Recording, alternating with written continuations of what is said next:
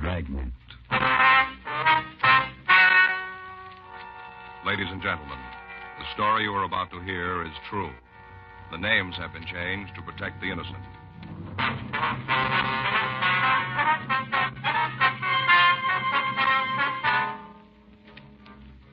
You're a detective sergeant. You're assigned the homicide detail. You've just completed an investigation on an East Los Angeles murder case. You get a hotshot call. A shooting in a liquor store on Pico Boulevard. Your job? Check it out.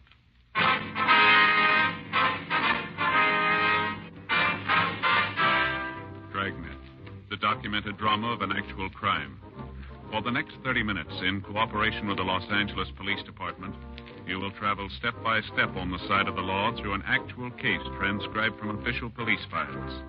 From beginning to end, from crime to punishment, Dragnet is the story of your police force in action.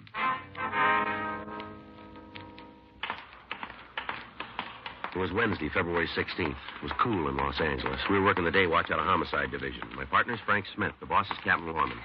My name's Friday. We were on our way back from the interrogation room, and it was 8:46 p.m. when we got to room 42. Homicide. You think he'll cop out? I don't know. Probably won't make much difference anyway. Yeah. Mel keeping the gun, that was his big mistake. Yeah. Wonder why she gave him the chance. What do you mean? Well, he'd beaten her a couple of times before, and neighbors all said so. Yeah. You'd think she'd have walked out on him. Maybe that's what she was trying to do. Well, she should have tried sooner. You got any plans for dinner? No, not especially. Why? Well, I guess I'll grab a bite with you. Faye said she's not going to want any dinner. She'll fix something for the kids and told me to eat downtown. Well, that's a switch, isn't it? Sure is. Tell you the truth, Joe, she's kind of sore at me. This is her way of getting even. Is that so? Yeah. Woman expects a man to remember everything. Let him slip up just once, it's the end of the world. Is that right? Birthdays, anniversaries, Mother's Day, Christmas, Lincoln's birth, everything. What'd you forget this time? Valentine's Day. Oh, yeah. Well, I knew there was something eating her when I got home that night. She didn't say a word until the next morning. Then she hands me a tie. Stripes like that brown and red one from last Christmas, only this one is maroon and gray. Yeah. Said she didn't want to give it to me on Valentine's Day because she knew how embarrassed I'd be. You know, on account of not having a present for her. Well, why don't you get her some flowers or some candy? You can make up for it. She told me not to, Joe. Said she didn't want anything unless I thought of it myself and on the right day. See, you don't understand women, Joe. You can't make up for a mistake. They won't let you. Hot shot, I got it. For us? Liquor store out in Pico. Yeah? Dead body.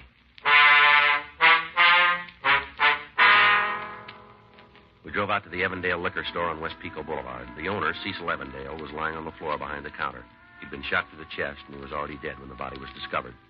A team from robbery detail and Sergeant J. Allen and a crew from the crime lab arrived a few minutes after we did. They began their investigation, and we talked to the patrol car officers who'd found Evandale's body. We were just cruising by, and we saw the front door standing wide open. No sign of Evandale, so we thought maybe we ought to look around. Yeah. Came inside, gave the place a once-over, spotted him just like he is now. You're sure he's the man who owned the store, huh? Oh, yeah, it's Evandale, all right. He's had trouble before. How's that?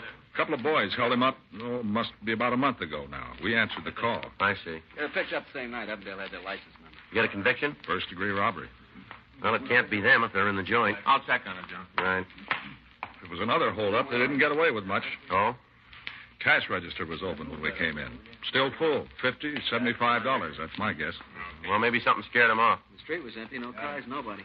Funny they left all that money just lying there in the drawer. That's not the only funny thing around here. Who you got, Jay? Found the casing. Take a look. Mm-hmm. It's 38, huh? Yeah. Slug went right through him, in his chest, out the back, right through, clean as a whistle. Mm-hmm. Sure got me, Buffalo. What do you mean? The slug. Yeah? Can't find a trace of it.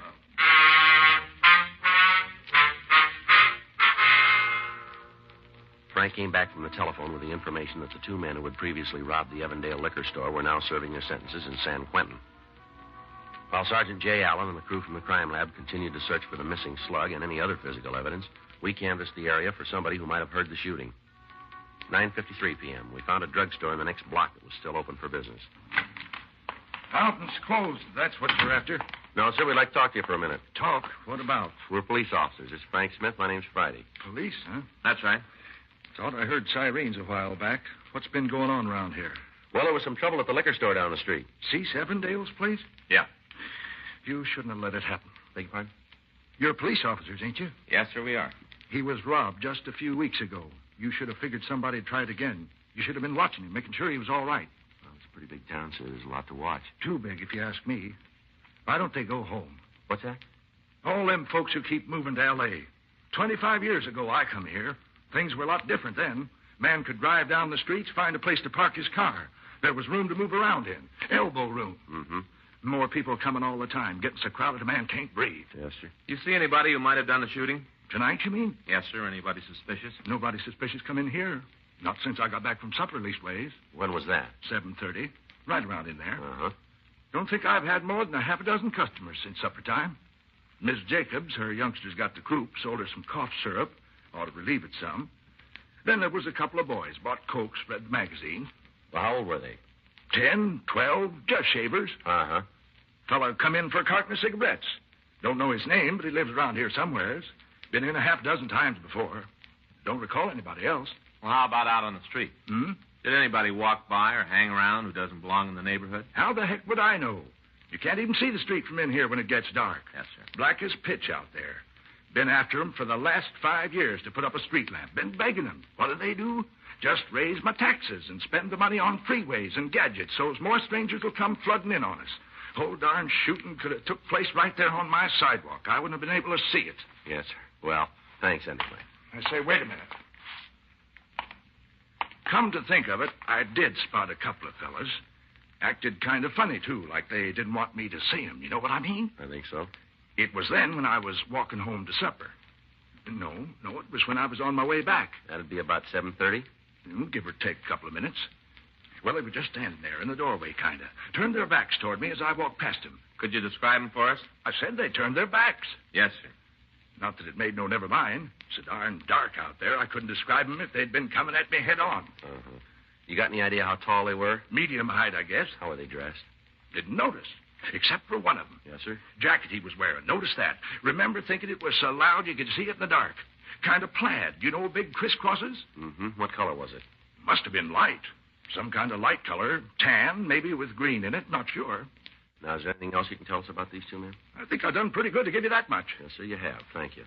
I'm not saying they had anything to do with shooting Cease Evansdale. You understand? Yeah, we understand. It's up to you to find out who did it and bring him to justice. Yes, sir. Don't know what's getting into this town. Man ain't safe in his own store. More crime all the time. More criminals. Wasn't like this 25 years ago. Maybe not. Why should there be more now? Well, you gave us the reason. Hmm? More people.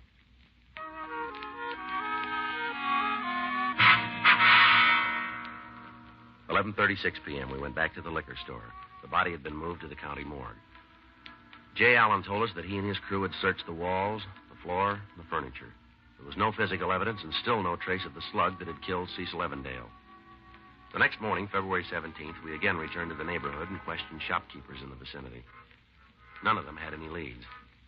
12:05 p.m., we went back to the office. Well, I guess you were right, Joe. What about? Faye, when I got home last night, she was expecting candy or flowers or something. I thought she told you not to buy her anything.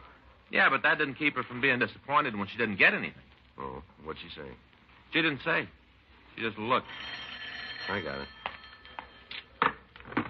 Homicide, Friday. Yes, that's right. No, we're on that. When? I see. My tie-in, yeah. Give me the address. Okay, right. Thank you. Office just got a report from a clinic out on Wilshire. A man came in to see him this morning. Yeah? Had a .38 slug in his chest. We drove out to a small medical center a few blocks west of Vermont Avenue, and we went into the offices of Dr. J.Y. Springer. Good afternoon, gentlemen. Afternoon. Dr. Springer in? Do you have an appointment? The police officers. Oh. The doctor busy? Well, he does have a patient with him right now. I see. We'll wait. I'll tell him you're here. I'm sure it won't be long. Thank you. Might as well sit down. Yeah. You think we're on the right track, Joe? I don't know. That slug isn't in the liquor store, that's for sure. Jay says there isn't a mark on the walls. Yeah. Sure had to hit something. Or somebody. Yeah. You want a magazine? No, thanks. That's funny. What? It's a brand new issue. See right here? February. Mm-hmm. New magazine in the doctor's office. Mm-hmm. Oh. What's the matter? It's a medical journal. The doctor will see you now. Thank you. In here. Thank you. Dr. Springer? That's right. Police officers. This is Frank Smith. My name's Friday. How do you do? How do you do, sir? What can I do for you, gentlemen? I understand you took a bullet out of a man's chest this morning. Oh, that. Mind telling us about it? No, not a bit. The young man came into the office. Must have been around 10 o'clock. Yes, sir. He told me that he and a friend had been looking at some guns last night. One of them went off accidentally. I examined the wound. It was quite superficial. Bullet had barely penetrated the skin. Mm-hmm. I removed it, put on a bandage. That's all there was to it. I see. Very superficial. Didn't even need instruments. He could have squeezed it out himself if he'd tried. Was he a regular patient of yours, Doctor? No, I'd never seen him before. He said he was just passing through L.A. Could you describe him for us? Well, he was in his late teens or early 20s. Dark hair, stocky, weighed about 170, I judge. About how tall? 5'7", 5'8". Mm-hmm. Any distinguishing marks or scars that you recall? No, nothing like that. How was he dressed? Slacks, sports shirt, loud jacket. Loud? Yes, a plaid of some sort, green and brown. The shirt was open at the collar, no tie. Mm-hmm. Well, when you called in, you reported that his name was Clyde Beaton. That's right. You think it might be his real name, Doctor? I'm sure of it. Oh? You have to be very careful whenever you treat a bullet wound. I always ask for identification. Yes, sir. That's a good idea. The young fellow was a little embarrassed at first. He didn't have any. No driver's license? It was in his other suit. I told him he'd have to stay here until I could contact the police. What'd he do then? He fished through his pockets, found a letter he'd recently received. I took the name from the envelope, Clyde Beaton. Seemed sufficient identification under the circumstances. Did you get Beaton's address? He said he was staying at the Crown Prince Hotel on Sunset. That what the letter said? I'm afraid I don't remember. It was the name I was chiefly interested in. I understand. Did you keep the slug, Doctor? The bullet you took out of his chest? No, I'm afraid not. He wanted it for a souvenir. Well, your report said it was a .38. That's right, 38 caliber. You sure of that? I've handled guns all my life. It's a hobby. I see. Is this a serious matter, Sergeant? I'm afraid we don't know yet. The wound was very superficial. Yes, sir. I remember telling him how lucky he was that the bullet hadn't gone in deeper. Well, he could have been luckier How's that? if it hadn't hit him at all.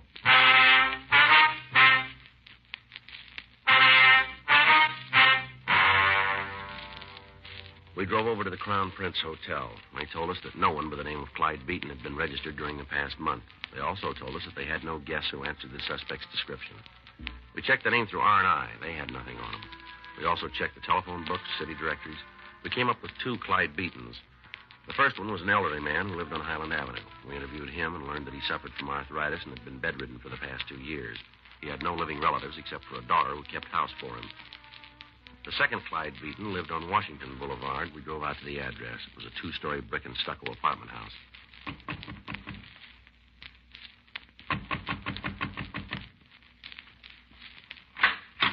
Yes? Mr. Beaton in? No, he isn't. You know where we can find him? What for? We're police officers. What? This is Frank Smith. My name's Friday. Are you Mrs. Beaton? Yes, This is Clyde Beaton. that's right. Could you tell us where your husband is, please? Well, he's not here. Yes, ma'am. Where is he? Chicago. Oh. Been there since last Friday. You sure of that? What's this all about? Police business. Do you mind if we come in for a minute? Well, no, I guess not. We can't talk very loud. The baby's asleep. Yes, ma'am. You say your husband's in Chicago. Since last Friday. Business trip? Well, in a way, he's a plastic salesman. Company's having a convention. I see. He did a bigger gross last year than any other West Coast representative, and that's why they picked him to go. Mm-hmm. It's quite an honor. He's only been with them a couple of years, practically the youngest man on the force. Yes, ma'am. He even had a dinner last night. Gave him a plaque. Last night? He called me afterwards. Long distance. From Chicago. Don't you believe me? Yes, ma'am. Does your husband have a gun, Miss Beaton? What? A pistol or a revolver? Well, Well, does he, Miss Beaton? yes, he has a gun. Do you take it with him? No, of course not. Mm-hmm. Why would he take a gun to Chicago? Would you get it for us, please? Oh, it's in the bedroom. Bureau drawer. The baby's there. We'd like to see it, Miss Beaton. All right. Well, the convention in Chicago should be easy to check. Yeah, too easy. Hmm? Well, if the guy was setting up an alibi, he'd pick something tougher to crack, wouldn't he? You think we've struck out? Could be. I'm sorry. Yeah? Well, the gun isn't there. Oh? I looked all through the bureau. I don't know what could have happened to it. Well, maybe your husband did take it with him. I packed all his things. He couldn't have. I see.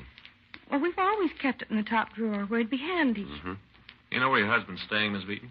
The Waterfield Hotel. I've never been in Chicago, but it's right downtown someplace.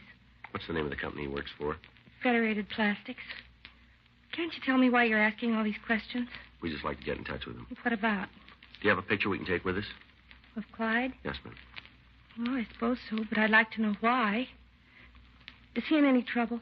Not if he's been in Chicago for the last few days. Of course that's where he's been. I talked to him just last night. We have the picture now? Let's see what I can find. I think there are a couple of snapshots in the desk. Would that be all right? Yes, ma'am. Be fine. When's your husband due back? Day after tomorrow. Is he flying? Mm-hmm. I don't know which flight, though. He said he'd send me a telegram. Here's a picture. Took it last summer on our vacation up in Yellowstone. Mm-hmm. My brother Tim's in it, too. Will that make any difference? No, it's perfectly all right. That's Clyde, sitting on the rock. Mm-hmm. The one in the plaid coat.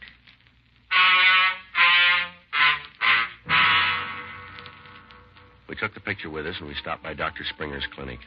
His nurse told us he was operating at St. Thomas Hospital. She said she'd call as soon as he was free. We went back to the office, and we sent a teletype to the Chicago PD requesting information about Clyde Beaton, supposedly registered at the Waterfield Hotel. 2 hours later, at 5:43 p.m., Chicago reported that a man answering Beaton's description and using his name was staying at the Waterfield. They also confirmed the fact that he'd attended a convention dinner the previous evening. He sure comes up looking good. Sure does. Do we check him out? Well, we better talk to him when he gets back in town, huh? Mm-hmm. Homicide, Friday. Yes, ma'am. How long will he be there? I see. Would you ask him to wait, please? Right away. Thank you. Doctor's back in his office. You still want to show him this picture? So far, it looks like we're 100% wrong. Yeah. Can't get any worse. We drove out to Dr. Springer's office, and we showed him the snapshot of Clyde Beaton. Mm-hmm. That's him. You sure, Doctor? No doubt about it. That's a young man I treated this morning. His wife says he's in Chicago. Oh, that's ridiculous. Absolutely ridiculous. He does fit your description. Even the coat. Coat? Well, yes, sir. Isn't that the one you told us he was wearing? You see there? The plaid? But he isn't wearing... Oh, I see what you mean. What? The other chap in the picture. Yes, I believe that is the same coat. Afraid I don't follow you, Doctor. This is the young man who had the bullet in his chest, the one standing up wearing the leather jacket. Mm-hmm. But when he came to see me this morning, Yes, sir. he had on this other man's coat.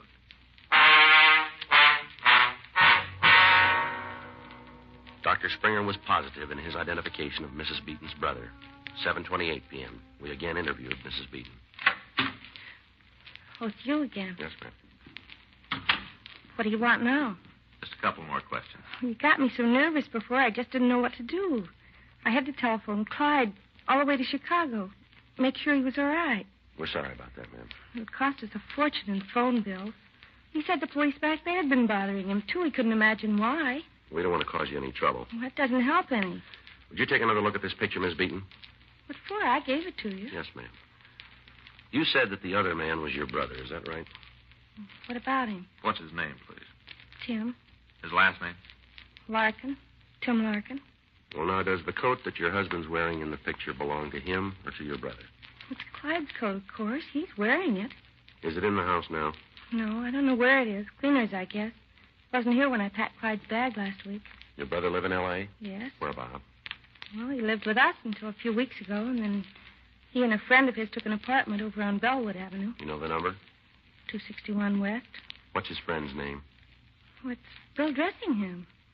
Went to college together. Mm-hmm. That's why Tim came to California to go to school. Our folks live back in South Dakota. I see. He did all right the first couple of years, but something happened last semester. He just sort of lost interest and quit school, both him and Bill. Got jobs and rented this apartment. I guess they're making good money. It's a very nice place. Yeah. It isn't Tim, is it? Yeah. Well, the reason you've been coming back and forth here all day. We don't know yet. Well, if anything's happened, it'll be my fault. I'm supposed to be responsible for Tim while he's in California, but the folks don't know he isn't going to school anymore. They think he's still living with us. Mm-hmm. He's the baby of the family. He just turned 21. Thought I'd wait until Mom and Dad realized he's a grown man. Then I'd tell him he's on his own. Thought I'd wait till then. Maybe you waited too long.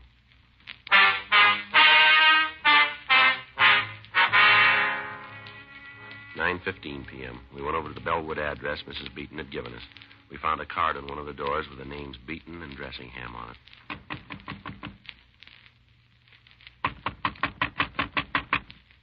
Yeah, who is it? Open up. Why the big McGill up? All right, get your hands against the wall. Huh? Police officers, move. Turn around. Are you okay? Come on, son. All right, he's not heavy, Joe. All right, what's your name? Tim Larkin. Unbutton your shirt. What for? Your shirt, unbutton it. Yes, sir. Where'd you get that bandage? I fell down. Come on, where'd you get it? Fell down, I said. You see a doctor? No. How do you know it isn't serious? It's getting better. You didn't see a doctor. No. Well, we've got one we'd like you to see. What are you talking about? Dr. Springer. Oh, You ever hear of him? I guess so. Well, We were just horsing around, Bill and me. Fooling with a gun. who's Bill? Fellow I live with. Go ahead. Gun went off. Bullet caught me in the chest, that's all. Where's the gun? What difference does it make? Where is it? Closet. All right, you stay put. I'll check. Where were you last night? What time? All of it. Here. All evening? Yes, sir. Found it, Joe. No. 38. Found this, too. This your coat, Larkin? No. Whose is it? Brother-in-law's. Who's the gun belong to? Him? Did he give it to you? Borrowed it. Borrow the coat, too, did you? Yeah. Where were you last night? I said before, right here. Been over on Pico lately? No. You sure of that? I'm sure. This coat was. I don't know what you mean. All right, come on, son. You might as well tell us. Tell you what. We got a shell casing Yeah? from a 38. We found it in the liquor store last night. So? The owner was killed. Lots of 38s around. Be real easy to check your gun against the casing we found. Well? Come on, Larkin. Guess you'll find out anyway. All right, tell us. I was there. Evandale Liquor Store. Yeah, me and Bill. We was going to hold up the joint, that's all. Just hold him up. Go ahead. Bill had the gun. I didn't have nothing to do with that part. He was holding the gun on the old geezer, and I went around behind to get at the cash register. Mm-hmm. Something happened. I don't know what. Maybe Bill was squeezing too hard on the trigger. Maybe he got scared. I don't know. Yeah. Gun went off. Old guy fell down. Same time I knew I felt a little pain here in my chest. Bullet must have gone through him and hit me. Yeah. Bill got all panicky. Turned around and started running. I stuck right on his heels. Where's Bill now? Bar down the street. Went out for a beer. Is he carrying a gun? No, sir. This is the only one we got. All right. Let's go. Oh, you understand that I didn't have nothing to do with the shooting. You understand that, don't you? It was Bill that pulled the trigger. I didn't have nothing to do with it. I wasn't even involved. Yeah, well, we don't see it that way. Huh? You ended up with a slug.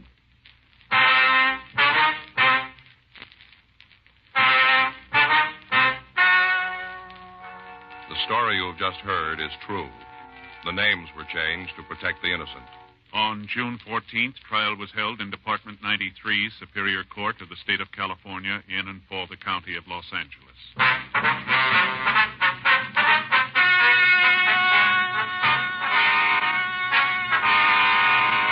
William Seaton Dressingham and Timothy Wilkes Larkin were tried and convicted of murder in the first degree.